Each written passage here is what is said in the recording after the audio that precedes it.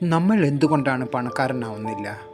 നമ്മൾ എത്ര അധ്വാനിച്ചിട്ടും നമ്മളെക്കൊണ്ട് പണക്കാരനാവാൻ കഴിയുന്നില്ല. ഇതിനെപ്പറ്റി നിങ്ങൾ ചിന്തിച്ചിട്ടുണ്ടോ? എങ്കിൽ ഈ വീഡിയോ നിങ്ങൾക്കുള്ളതാണ്. ഞാൻ എൻ്റെ 18ാമത്തെ വയസ്സിൽ തൊട്ട് ജോലി ചെയ്യാൻ തുടങ്ങിയതാണ്. എന്തെല്ലാം ജോലിക്ക് പോയിട്ടും എനിക്ക് ആവശ്യത്തിനുള്ള പണം കിട്ടാറില്ല. പണം കിട്ടിയാൽ തന്നെ അത് മാസം മുഴുവൻ തികയാറുമില്ല. അന്നൊക്കെ പണം എങ്ങനെ നിക്ഷേപിക്കണമെന്നും ആ പണത്തെ എങ്ങനെ ഇരട്ടിയായി വർദ്ധിപ്പിക്കണമെന്നും ഒന്നും എനിക്കറിയില്ലായിരുന്നു. എൻ്റെ അമ്മ പറഞ്ഞു തന്ന ചില കാര്യങ്ങൾ മാത്രമേ അന്ന് എനിക്കറിവുണ്ടായിരുന്നുള്ളൂ. ചെലവ് കഴിഞ്ഞ് ബാക്കിയുള്ള പൈസ ബാങ്കിൽ സേവ് ചെയ്യണമെന്നും അല്ലെങ്കിൽ അടുത്തുള്ള ചിട്ടി കമ്പനിയിൽ ചിട്ടി ചേരണമെന്നും മാത്രമേ എൻ്റെ അമ്മ എനിക്ക് പറഞ്ഞു തന്നിട്ടുള്ളൂ. അതുപോലെ തന്നെ കിട്ടുന്നതിൽ കുറച്ച് പൈസ ഞാൻ ബാങ്കിൽ നിക്ഷേപിക്കാറുണ്ട്. പക്ഷേ ജീവിതത്തിൽ വരുന്ന പല പല ആവശ്യങ്ങൾക്കായി ആ പൈസ ഞാൻ ബാങ്കിൽ നിന്ന് എടുക്കുമ്പോൾ എനിക്കതിൽ നിന്ന് വലിയ പലിശയൊന്നും കിട്ടാറില്ല.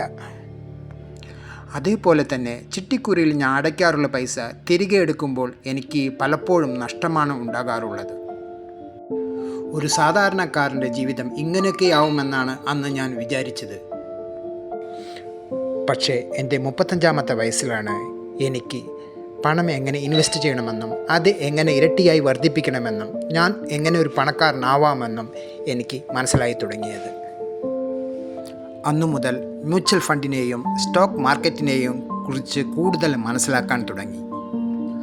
ആദ്യമൊക്കെ ഇതിൽ നിക്ഷേപിക്കാൻ എനിക്ക് ഭയമായിരുന്നു.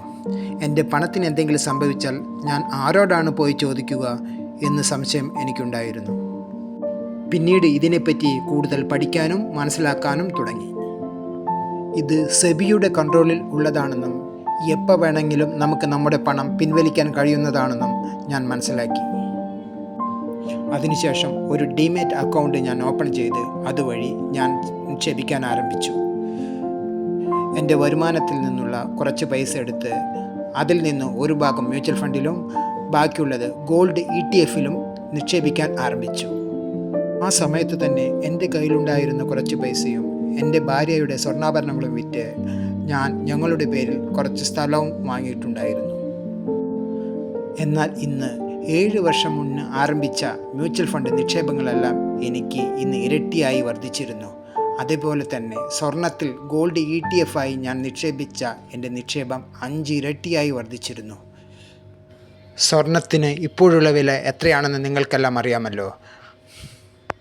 പിന്നെ അന്ന് ഞാൻ വാങ്ങിയിരുന്ന ആ സ്ഥലത്തിൻ്റെ വിലയും വളരെ ഉയർന്നിട്ടുണ്ടായിരുന്നു. പിന്നെ വളർന്നുകൊണ്ടിരുന്ന എൻ്റെ മ്യൂച്വൽ ഫണ്ട് നിക്ഷേപങ്ങളിൽ നിന്നും ഒരു വിഹിതം എടുത്ത് എൻ്റെ മക്കളുടെ സ്കൂൾ ഫീസും ഞാൻ അടയ്ക്കാൻ തുടങ്ങി. അതുകൊണ്ട് എനിക്ക് പണത്തിന് പ്രത്യേകിച്ചൊരു ബുദ്ധിമുട്ടും ഇപ്പോൾ ഇല്ല. എൻ്റെ മകളുടെ കല്യാണത്തിന് ആവശ്യമായ സ്വർണ്ണാഭരണങ്ങളും ഇപ്പോൾ എൻ്റെ കയ്യിലുണ്ട്. എൻ്റെ പല നാളത്തെയും സ്വപ്നമായിരുന്ന ഒരു വീട് ഞാൻ പണിത് തീർത്തു.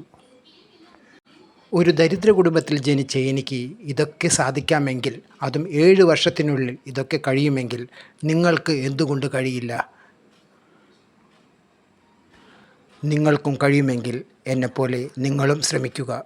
പിന്നെ ആവശ്യമില്ലാതെ ലോൺ, EMI എന്നിവ പോലുള്ള ട്രാപ്പുകളിൽ വീഴാതിരിക്കാനും ശ്രമിക്കുക. എങ്കിൽ അടുത്ത പണക്കാരൻ നിങ്ങൾ തന്നെയാണ്. എല്ലാവർക്കും നന്ദി.